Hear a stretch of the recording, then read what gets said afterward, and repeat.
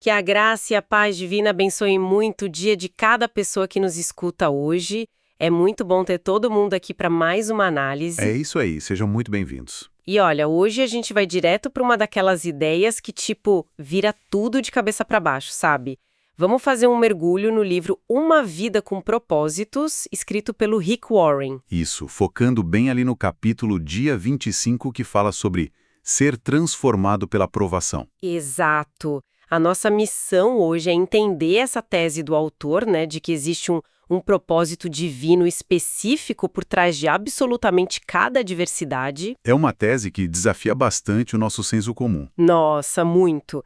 E aí, eu já jogo uma pergunta bem prática para a gente começar, porque ele defende que as circunstâncias difíceis moldam o caráter até mais do que a própria leitura da Bíblia. Pois é, Como é que isso funciona na prática, assim, nos bastidores? Porque, tipo, a vida é basicamente uma esteira infinita de problemas, né?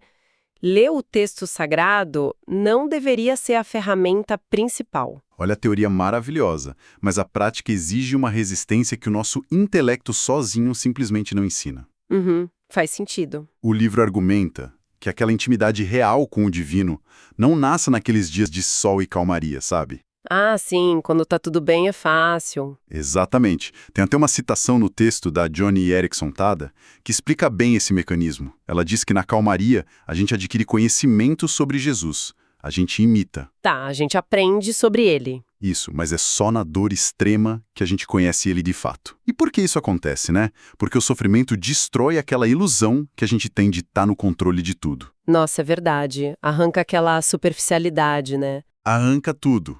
Força uma dependência real mesmo. Eu entendo total essa lógica da dependência, mas assim, e quando a situação dá terrivelmente errado? Porque o texto traz aquela analogia do bolo para explicar a passagem de Romanos 8:28. A analogia do bolo é fantástica.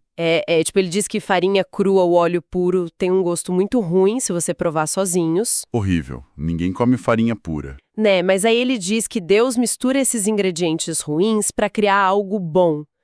Só que quando a gente olha os exemplos da genealogia de Jesus, tipo, a Tamar que engravidou do sogro por engano, Sim, uma história pesada. ou a Raabe, que era prostituta. Assim, essas histórias não são só uma farinhazinha crua, né? São umas tragédias completas.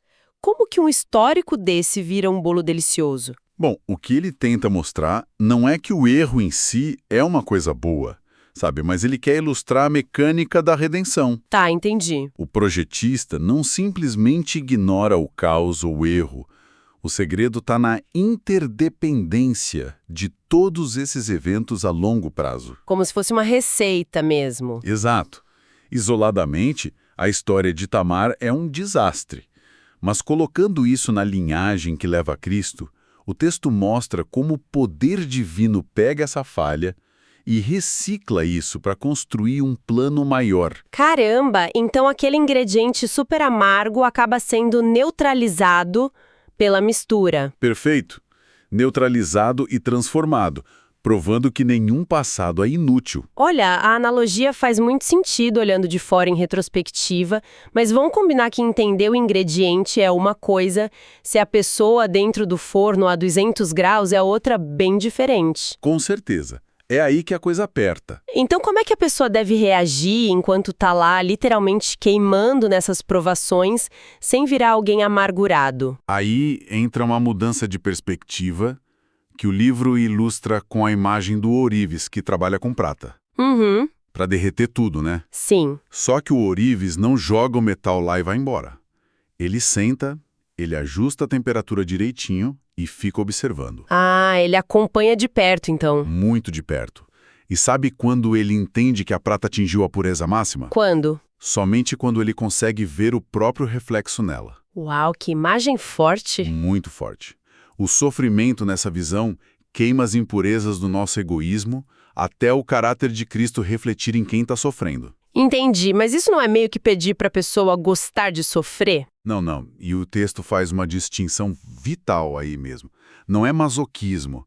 A instrução não é para se alegrar pela dor, o que seria super doentio.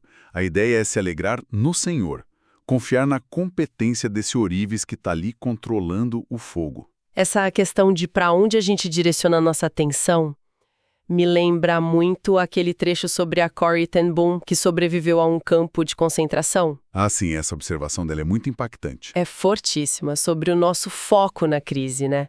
Ela fala que olhar para o mundo ao redor gera aflição, e olhar para dentro de si mesmo gera o quê? Traz depressão, exato. Pois é.